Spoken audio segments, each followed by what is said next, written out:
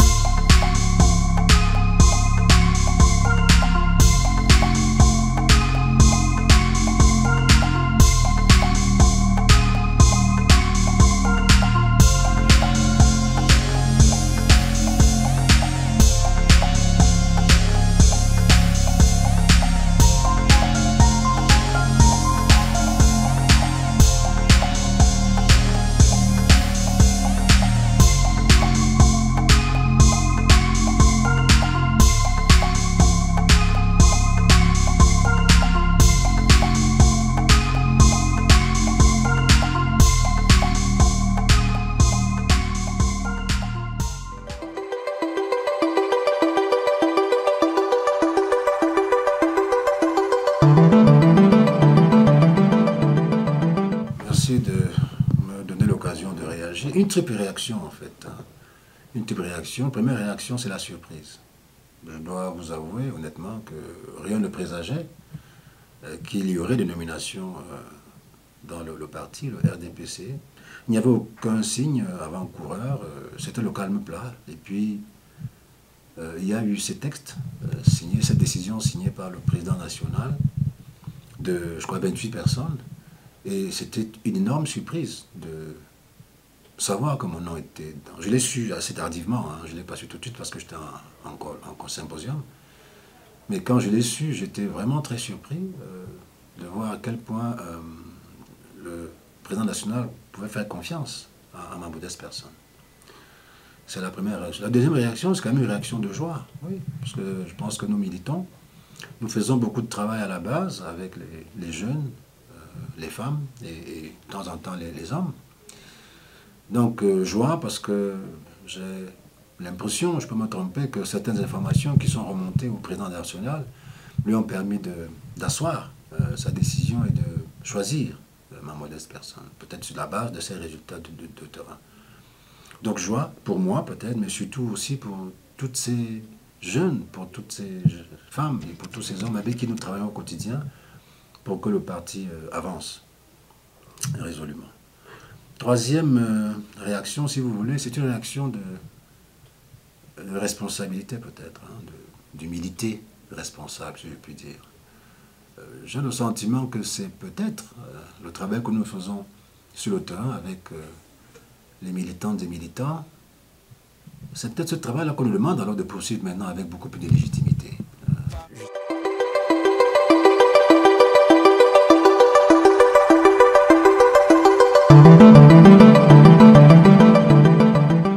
Opportunité, je ne sais pas. Défi surtout. Opportunité, je ne sais pas. Je ne sais pas s'il y a des opportunités là-dedans. Peut-être que j'aurai l'opportunité de côtoyer certaines personnalités très importantes du parti, à l'occasion peut-être de certaines rencontres. Mais surtout, défi pour moi. Je dois rappeler, pour ceux qui l'ont oublié, qu'en 2018, le RDPC a perdu les élections ici, hein, présidentielles, contre l'opposition, par un score peut-être étriqué, mais important pour la place qu'a le parti dans le département. À l'évidence, il est hors de question que ce faux pas, si l'on peut dire, se répète en 2025 avec les prochaines échéances. Donc j'ai l'impression que le premier grand défi, en fait, qui m'interpelle et qui nous interpelle, parce que j'ai l'humilité de penser que le président national aurait pu récompenser beaucoup de personnes dans la Menoie, mais qu'il a jeté son dévolu sur moi, en fait, pour être comme la mascotte des militants et militants, des jeunes, des femmes et des hommes, pour être le porte-parole de cela, et donc d'être peut-être devant pour conduire vers ces victoires qui nous attendent. Et donc 2025, pour moi, c'est le grand défi qui m'attend, parce que je suis certain qu'un membre du comité central doit se jeter à l'eau, doit vraiment battre le pavé, faire du porte-à-porte pour que le président national en tout cas que le parti, le RDPC, remporte les élections avec un grand succès.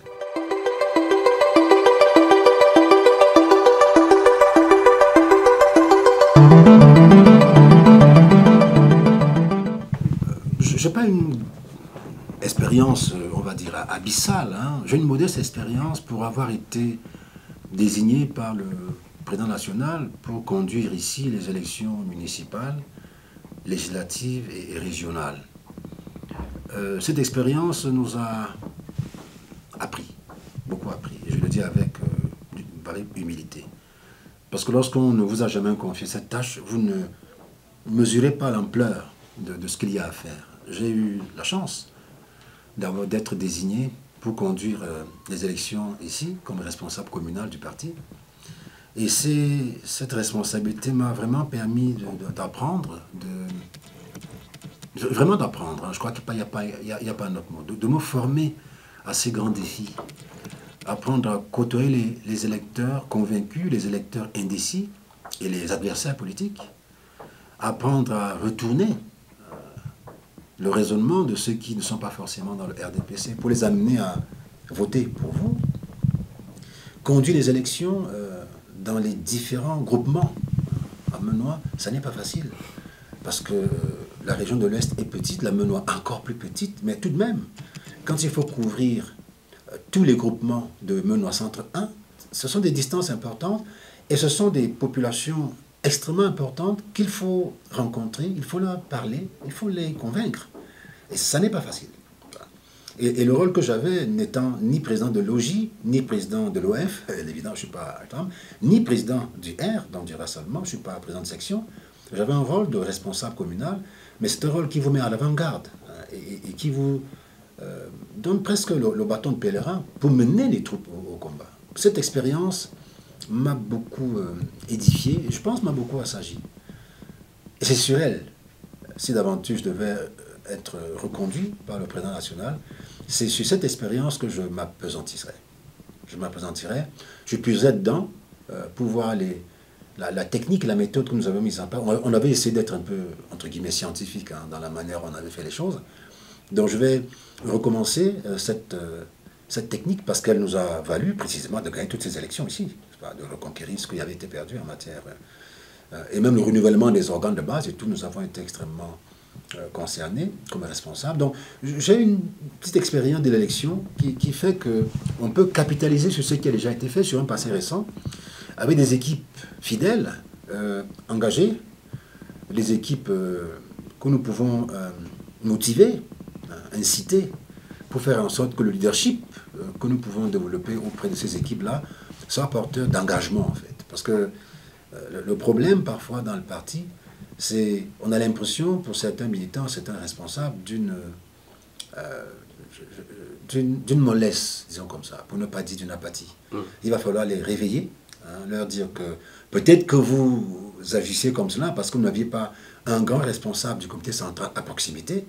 Maintenant, le chef de l'État a choisi votre frère, votre ami, votre collègue, pour être à vos côtés et conduire à la victoire, les prochaines élections. Vous savez que dans le Menoix, à ma connaissance, hein, c'est le ministre Jean-Pierre Fogui qui est membre du comité central. Bon, je ne parle pas du ministre, le vice-premier ministre, secrétaire général du comité central, monsieur Jean Coueté, je ne parle pas de lui. Je parle au niveau du département ici. Nous avons le ministre Jean-Pierre Fogui. Je n'ai pas connaissance qu'il y ait quelqu'un d'autre dans la Menoix qui soit au comité central. Je peux me tromper. Hein. Mais si j'avais raison, ça ne fait que 2 personnes dans la Menoix. Nous avons du pain sur la planche, le ministre Fogui et moi, pour faire en sorte que le RDPC ne trébuche pas et ne trébuche plus dans la Menoix.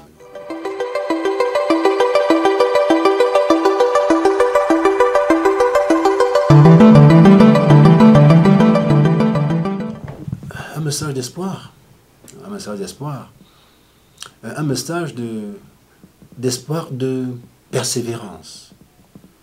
Le travail, c'est ça que je dois leur dire. Le travail paye, toujours. Peut-être pas au moment où vous le souhaitez, peut-être même pas comme vous le souhaitez, mais le travail paye. Ces jeunes-là, voyez-vous, je me suis engagé auprès d'eux il y a quelques années. Nous avons remporté de nombreuses victoires ici, à Menoix Centre 1. Ce sont mes jeunes, entre guillemets, si je peux me permettre d'utiliser ce possessif, pour dire à quel point nous travaillons en osmose. Ce sont vraiment mes enfants, quoi. C'est-à-dire que je suis à leur côté pour tout ce qui peut arriver, pour tous les problèmes qu'ils peuvent avoir, pour les besoins qu'ils peuvent ressentir, pour le sentiment du militantisme dont ils ont besoin, qu'il soit de temps en temps réchauffé. Ce sont des jeunes qui, je dois vous le dire, parce que c'est ce que je pense, c'est la jeunesse du président Paul Biya qui ravive la flamme de notre parti à Menoix Centre 1. Ensuite, les femmes et après, les hommes. Donc c'est le vrai vivier du président national ici dans la Menoix. Ce sont ces jeunes-là. Et donc on a besoin, et je l'avais senti depuis longtemps, on a besoin de les encadrer. On a besoin de leur parler. On a besoin de les soutenir. On a besoin que la flamme, parce que eux, ils sont des militants, ce sont des militants vrais, purs, altruistes. C'est des militants qui croient à ce qu'ils font. Parce que quand on est jeune, aujourd'hui, on a tellement, comment dire, le choix dans la galaxie des partis politiques, que quand on voit un jeune qui s'engage à ce point dans un parti, il y a de la foi derrière. Et donc nous encadrons cela, et nous les aidons. C'est pour ça que le message que je veux passer, c'est un message de persévérance. Je leur dis, ce qui m'est arrivé peut aussi leur arriver. Je n'y attendais pas, eux non plus. Donc nous devons continuer le travail, continuer de faire en sorte que notre parti soit toujours victorieux, continuer de faire en sorte que les différentes échéances qui nous attendent, que nous les arrachions, mais avec une ferveur militante à notre pareil, et que nous soyons toujours sur le pont. Qu'il n'y ait pas de surprise dans le RDPC, et nous essayons de veiller à ça avec ces jeunes.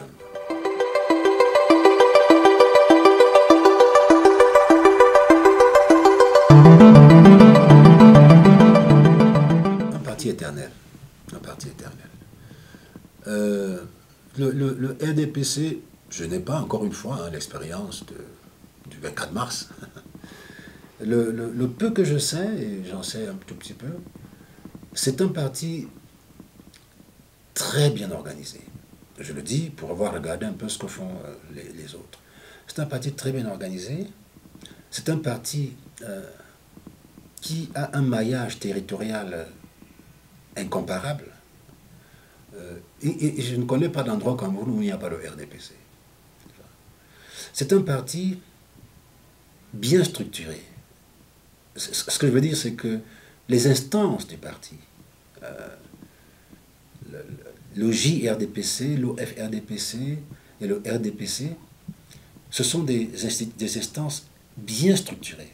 C'est-à-dire quand vous prenez le bureau de chacune de ces instances, vous vous rendez compte que le bureau a prévu que même à l'intérieur d'une instance, ces organes-là, l'OJ, l'OF, l'OR et l'OR, le bureau prévoit que chaque maillon de la société soit pris en charge par un responsable élu. Élu, pas nommé. Élu. C'est un parti bien structuré. Quand vous voyez comment l'architecture, si je puis dire, c'est-à-dire que la section, la sous-section, le comité de base, la cellule, et quand vous voyez comment le livre jaune, qui est donc la Bible du parti, organise ces différentes structures avec une précision, mais de métronome, c'est vraiment, je crois que c'est un parti éternel. Hein. Oh, les partis implosent, hein, on l'a vu dans le monde, hein, c'est arrivé, hein, il n'y a pas à dire, mais tel qu'il est constitué en ce moment, tel qu'il est conçu, construit, et tel qu'il fonctionne, c'est un parti éternel. Les hommes peuvent changer, hein, attention, hein. C'est comme les présidents de section changent, hein, les présidents de sous-section changent. Moi, je vois ici à Menoix, on est passé du président Nguemo au président Kemble, mais le parti vit avec une vitalité qui est remarquable. Donc, ce que je veux dire, c'est que, oui, la venue du parti, pour moi, c'est un avenir tout tracé. C'est un parti éternel qui, quel que soit le cas, renaîtra toujours de ses cendres. C'est-à-dire que les structures mises en place, c'est bâti sur du roc, quoi. Au-delà des individualités, qu'elles soient au niveau des jeunes, au niveau des femmes, au niveau des hommes. C'est un parti qui peut tenir la route mais longtemps. Je rappelle que c'est un parti qui naît des cendres de l'UNC. Donc si on voulait même gommer cet anniversaire très important pour nous, vous voyez à quel point ce parti, au-delà du changement de dénomination, mais il dure depuis des lustres. Depuis des lustres. Et il durera toujours comme ça. C'est un parti qui a un avenir, écoutez, éternel, comme je le dis. Donc voilà, pour moi, il n'y a pas de doute là-dessus. Les hommes peuvent changer, les femmes peuvent changer, les jeunes peuvent changer, mais leur parti lui restera.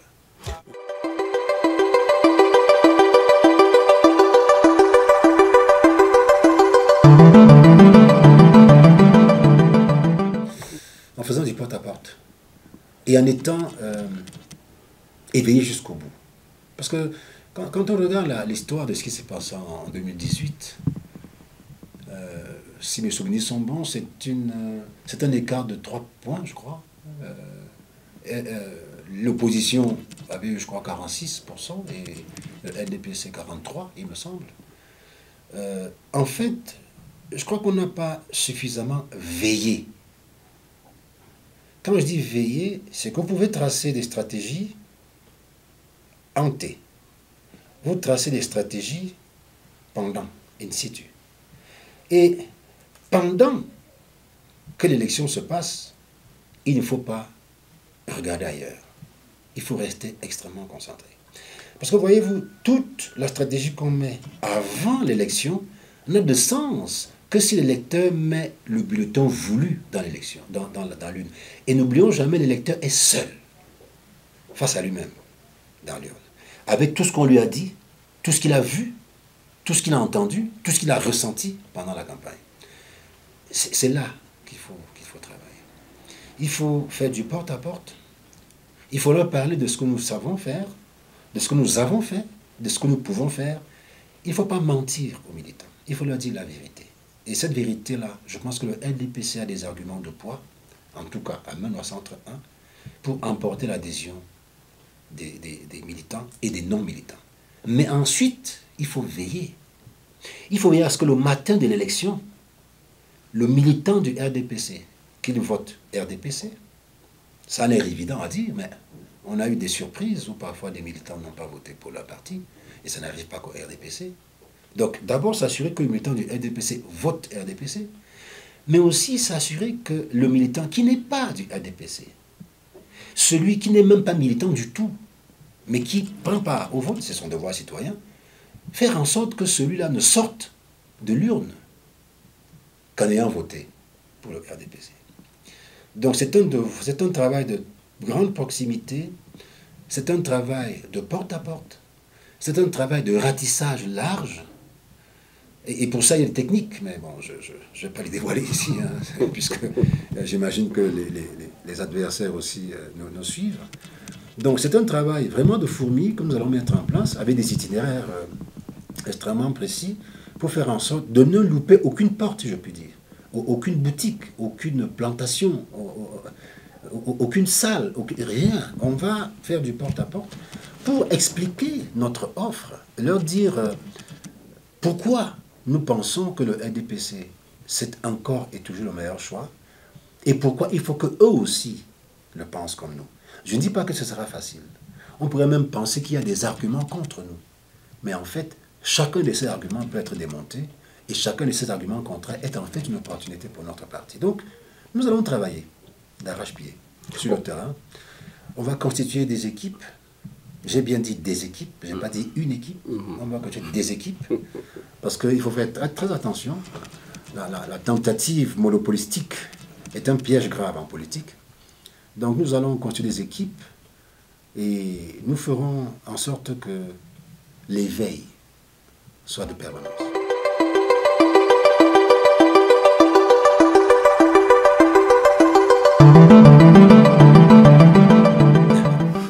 Écoutez, c'est deux mondes différents, totalement.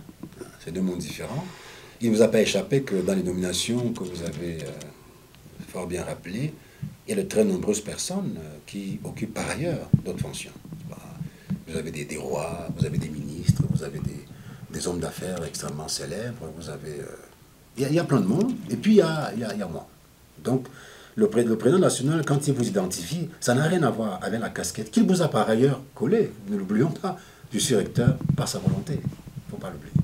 Donc, il sait que je suis recteur et il sait qu'il peut me confier cette autre tâche parce qu'il a pu, je pense, mesurer ma capacité à la pluriactivité. Je voudrais rappeler quand même que dans le monde universitaire, j'ai un certain nombre de casquettes. Au Cameroun, je suis président de la conférence des recteurs du Cameroun. Je suis président de la Fédération nationale du sport universitaire. Dans la sous-région CEMAP, je suis le président du réseau des établissements d'enseignement supérieur de l'Afrique centrale. Au niveau africain, je suis président de la conférence des recteurs d'Afrique centrale, de l'Ouest et de l'océan Indien. Au niveau international, je suis secrétaire général d'une association des économistes de langue française. Enfin, je veux dire, je suis membre de l'American Economic Association. Il y a plein de casquettes. Au Cameroun même, je suis le doyen du Collège des sciences sociales de l'Académie des sciences du Cameroun. Donc, il y a plein de casquettes. Mais le chef de l'État, président national du RDPC, est au courant de tout ça. Et j'imagine qu'il a mesuré ma capacité à cette pluriactivité, n'est-ce pas? Ma capacité à être sérieux, dévoué et aller au bout de chacune des tâches que j'ai à accomplir. C'est comme cela depuis de longues années maintenant, et je pense qu'il a ajouté une corde à mon arc, mais je crois qu'il sait que, probablement, il peut me faire confiance.